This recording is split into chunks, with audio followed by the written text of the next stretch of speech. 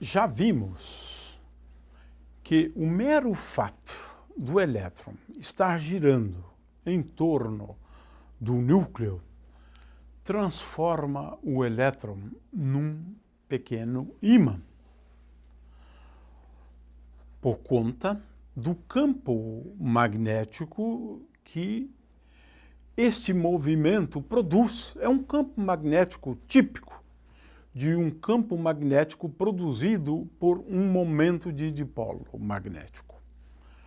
Ora, nós já vimos que esse momento de dipolo magnético é igual a carga dividido por 2m, e aqui vamos considerar uma partícula mais geral possível, né?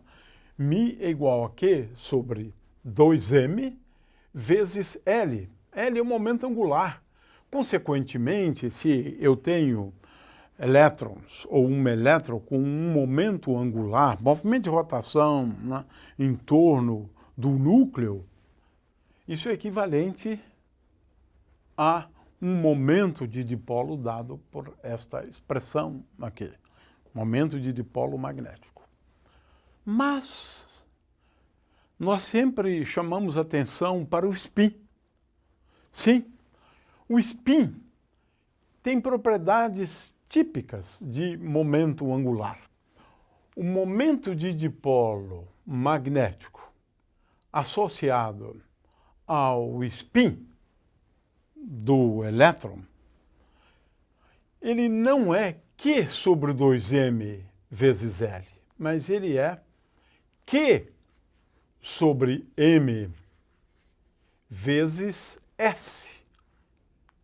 S é o spin do elétron, S é o spin do próton, S é o spin do nêutron, por exemplo, porque também no caso do nêutron nós podemos sim, né?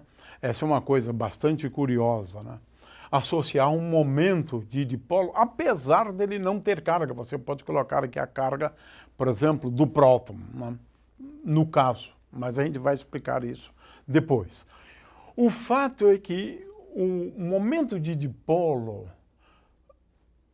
magnético associado ao spin é Q sobre m vezes S. O que é uma espécie de uma infelicidade, porque a gente esperaria, o que não é correto, né? Mas de qualquer maneira a gente esperaria que o momento de dipolo total, que é igual a B0, né, mais ou o orbital, né, mais o de spin, agora eu tenho que efetuar uma soma sobre os dois. Tá? Isso aqui é, portanto, Q sobre 2m vezes L mais 2 vezes S. É uma pena, porque o ideal mesmo seria L mais S, porque L mais S é o momento angular total. Momento angular total. Então, não é Q sobre 2m vezes J. Ele é igual a Q sobre 2m vezes, vamos lá, Q sobre 2m vezes J.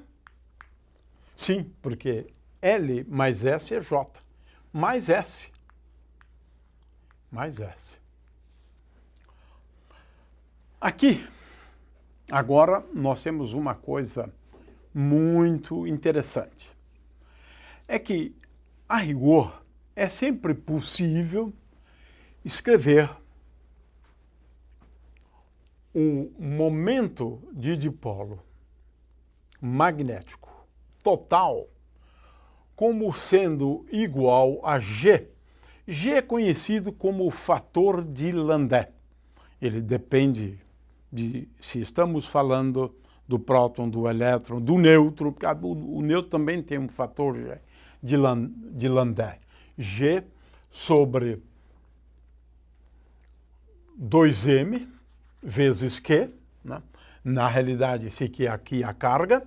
Então, ou escrito de um outro jeito. Mi é igual a G, seria melhor assim, vezes Q sobre 2M, vezes J, vezes J.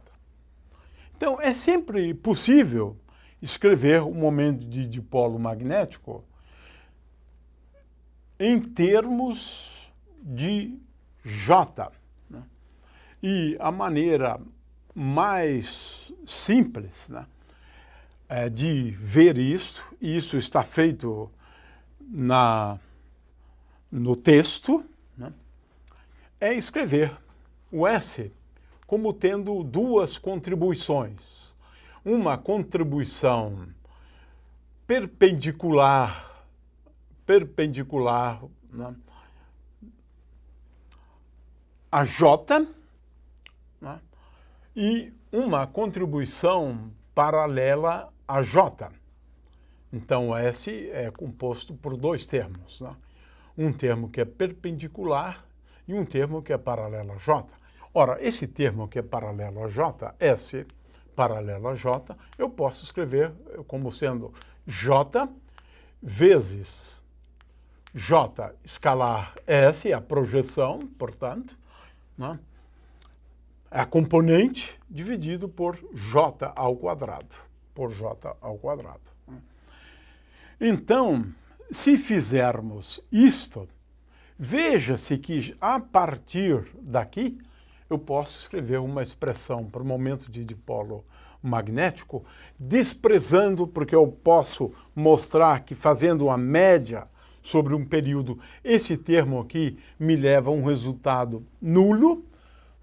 Então, eu posso escrever mi, utilizando esta expressão, como sendo igual a Q sobre 2M, e agora sim eu posso colocar J. Veja, tenho aqui pelo menos uma expressão para o fator G de Landé. Porque agora aqui eu tenho 1 mais J escalar S dividido por J ao quadrado. E agora eu tenho aqui uma boa explicação para o fator G de Landé. No texto, eu escrevo explicitamente este fator G, que depende do momento angular total, do momento angular orbital, né, e do spin. Mas o fato é que agora a gente vê uma boa explicação para o fator G.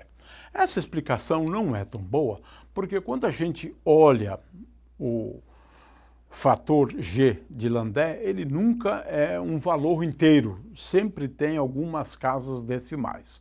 O que, de novo, mostra que essas coisas são mais complicadas do que parece à primeira vista.